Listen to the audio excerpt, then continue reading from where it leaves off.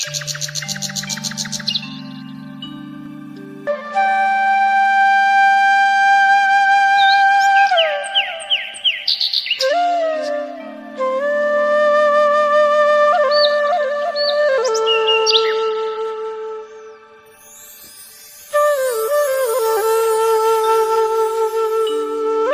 आपस में बात करने लगते हैं। लखन, ये जादुई बीज बहुत अनमोल है। साधु महाराज ने कहा है, अगर हम इन्हें प्यार और मेहनत से सिंचेंगे तो यह हमें बहुत कुछ देंगे। मैं तो कल ही इन्हें जाकर अपने खेत में बोने वाला हूँ। लेकिन ये जादू है, तो हमें इतनी मेहनत करने की क्या जरूरत है? मुझे नहीं लगता कि रोज पानी देने से कोई खास असर होने वाला है। हाँ, खुद ही उग जाएंगे और फल देंगे। लखन, साधु महाराज ने साफ साफ कहा था कि प्यार और मेहनत के बिना कुछ नहीं मिलेगा। यह बहुत जरूरी है, लेकिन इनका पूरा फायदा उठाने के लिए हमें इनकी देखभाल अच्छे से करनी होगी। मैं कोई भी जोखिम नहीं लेना चाहता, इसलिए मैं तो इन्हें बहुत अच्छे से सिंचूंगा और इनकी बहुत देखभाल करूंगा। इसके बाद दोनों अपने अपने घर की ओर चल पड़ते हैं। दोनों घर पहुंचकर सारी बात अपनी अपनी पत्नी को। ये तो बहुत अच्छी बात है। भगवान की भी इस समय हम पर बड़ी कृपा है, तभी तो आपको साधु महाराज मिले। लक्ष्मी, तुम सही कह रही हो। वह साधु किसी भगवान से कम नहीं। उनकी आंखों में एक अलग ही तेज था। जैसा साधु महाराज ने कहा है, मैं वैसा ही करूंगा। मैं इन्हें बीजों की खूब सेवा करूंगा। अरे वाह, तो बहुत अच्छी बात है। अब हम बहुत मेहनत करेंगे और बहुत अच्छी फसल लगाएंगे और हमें बहुत सारे पैसे मिलेंगे। अजी, आप बस इंतजार नहीं करिएगा, आप कल सुबह ही जाकर इन्हें बीजों को लगा देना। हन भाग्यवान, यह बीज कहीं भाग नहीं जा रहे हैं। कल सुबह ही खेतों में जाकर इन बीजों को लगाऊं।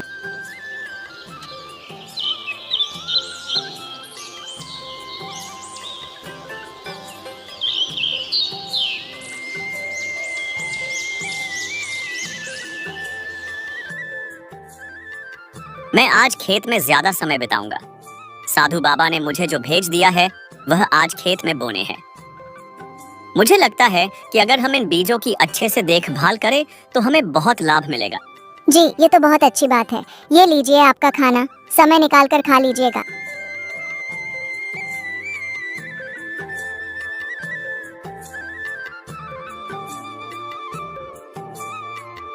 क्या आप अभी तक सो रहे हैं?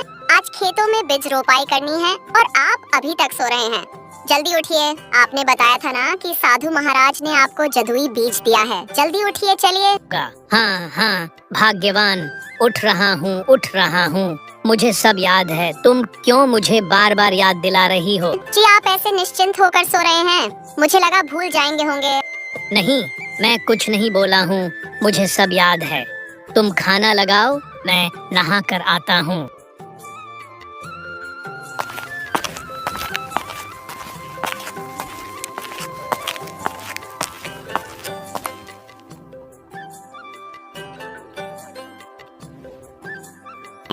दोनों अपने अपने खेतों में बीज बो देते हैं।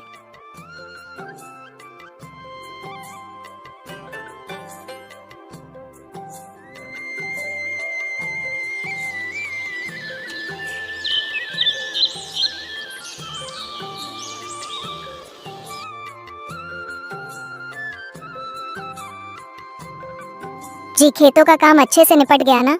हाँ लक्ष्मी, खेतों का काम अच्छे से निपट गया। मैंने बीजों को भी अच्छे से बो दिया है और पानी भी दे दिया है। कल सुबह जल्दी उठकर खेतों पर चला जाऊंगा। जितना ज्यादा खेतों की देखभाल करूंगा उतना ही अच्छा रहेगा।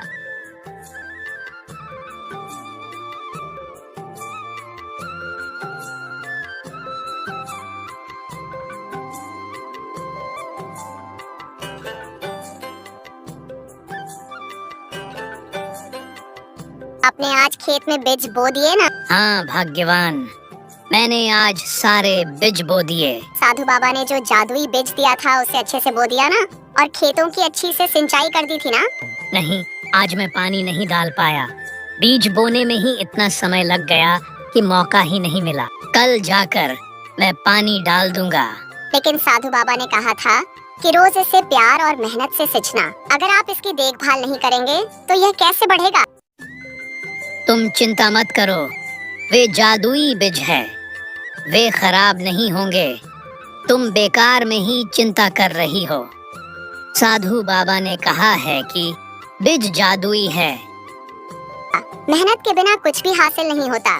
तुमने देखा ना, मोहन अपने खेतों में कितनी मेहनत करता है। अगर तुम भी मेहनत करोगे तो हमारे खेत में भी अच्छी फसल आएगी। मैं कल जाकर उनमें पानी डाल दूंगा। राम ने अपने बीज को खेत में बो दिया और हर दिन उसमें पानी देने लगा और उसकी देखभाल करने लगा। उसने अपने बीज को ऐसा सिंचा जैसे उसका बच्चा हो। दूसरी ओर लखन ने भी अपना बीज बो दिया, लेकिन उसने सोचा कि बीज तो जादुई है, तो इतना देखभाल करने की जरूरत नहीं है।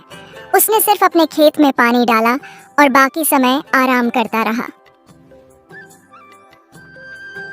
कुछ समय बाद राम के खेत में हरी भरी कद्दू की फसल आई, जो देखने में गोल गोल मोटी ताजी थी।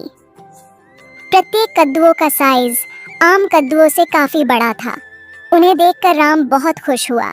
उसने ये बात जाकर अपनी पत्नी को बताई। उसकी पत्नी भी बहुत खुश हुई और वह दोनों कद्दू की फसल तोड़ने के लिए एक साथ खेतों में आए। जी सच में, हाँ, तो बहुत अच्छी कद्दू की फसल आई है। इतने बड़े कद्दू तो मैंने आज तक नहीं देखे और ये देखने में भी कितने सुंदर लग रहे हैं। चलिए इन्हें जल्दी से तोड़ लेते हैं, फिर आप इन्हें बाजार में बेच आना।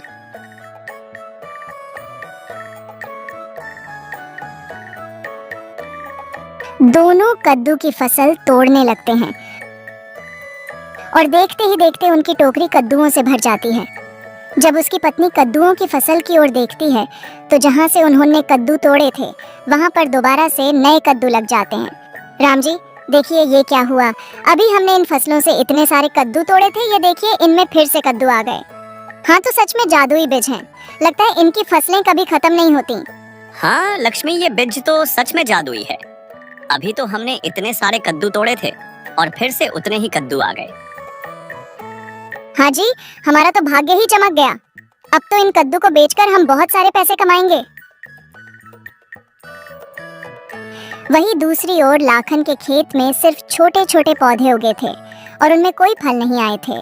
लाखन अपने खेत में फसल को देखने के लिए पहुंचा तो अपने फसालों को देखकर उलझन में पड़ गया।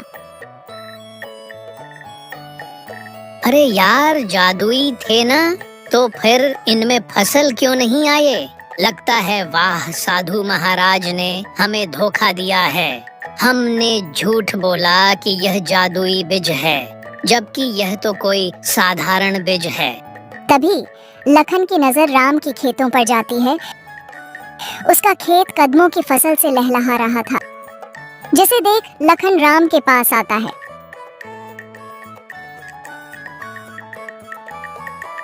तुम्हारी फसल इतनी सुंदर कैसे हुई? लगता है वह साधु महाराज ने मुझे नकली बीज दिए थे और तुम्हें जादुई। दोस्त, साधु महाराज ने हमें जादुई बीज तो दिया था, लेकिन उन्होंने कहा था कि उनको प्यार और मेहनत से सींचना होगा। मैंने हर दिन अपने खेतों में मेहनत की, पानी दिया और उसकी मिट्टी को ठीक किया, और उसी कारण मेरी फसल इतनी सुंदर और फलदार हुई। और तुम्हें तो मैंने कभी खेतों में अच्छे से काम करते हुए देखा ही नहीं, तो शायद इसी वजह से तुम्हारी फसल इतनी अच्छी नहीं आई। लखन को अपनी गलती का एहसास हुआ।